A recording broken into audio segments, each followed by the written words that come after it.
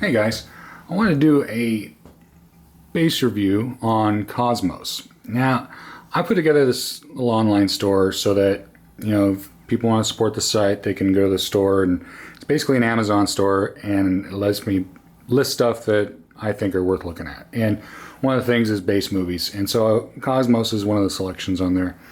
And what I've got to say about Cosmos is, for me, a lot of the good bass was these rumbling tones, these deep, I don't know how to describe them, but it's just such an enveloping experience when you have good subs that, believe me, you're missing out if you don't have anything that does well under 30 hertz. And it's a good show, but it's a good show for a lot of other reasons. I mean, I don't know, I'm a big fan of learning stuff. That's my thing. The whole reason I started this channel was to help people along with their home theater, because it's a frustrating thing. There is no place where you can go and just kind of learn everything you need to know and then, move on. All the information is kind of spread everywhere, and you kind of have to learn how to discern what applies to you and what doesn't, should I get, speaker cables that cost, thousands, or, you know what I mean? Like what's the value? Where is, what's worth it, what isn't? And so that's kind of why I put my whole thing together. So I'm a big fan of learning. And the whole Cosmos series is, it gets you to think more long term and kind of know that the universe is a knowable place, as Dr. Tyson says.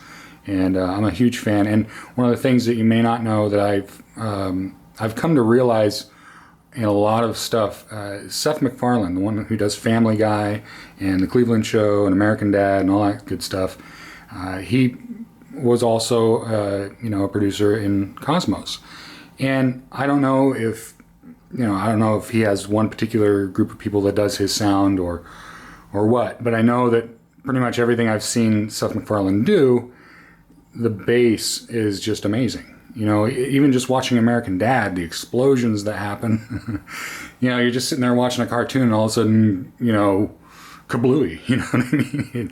It hits you, like it's a good series. But anyway, about the Cosmos thing, it's one of those shows I think anybody should watch, even if you don't have good subs. The content there is great. Carl Sagan started the whole Cosmos series, and, Dr. Tyson met him when he was a child, and it made a big difference in his life. And so it's just cool. I mean, the whole thing, I'm a big fan of episode 2, because they talk a lot about dogs and artificial selection and how they started off as wolves, just kind of running around the camp, and now I've got Bear, the Newfoundland, and I've got Angel, she's a Tibetan Mastiff, kind of representative of different spectrums of the dog world. One's, the Tibetan Mastiff's a much older breed. Newfoundland's fairly new in terms of that. But anyway, I'm kind of getting sidetracked. The Cosmos episode, the series, is just fantastic. I really like it. And one more thing is, it's kind of like,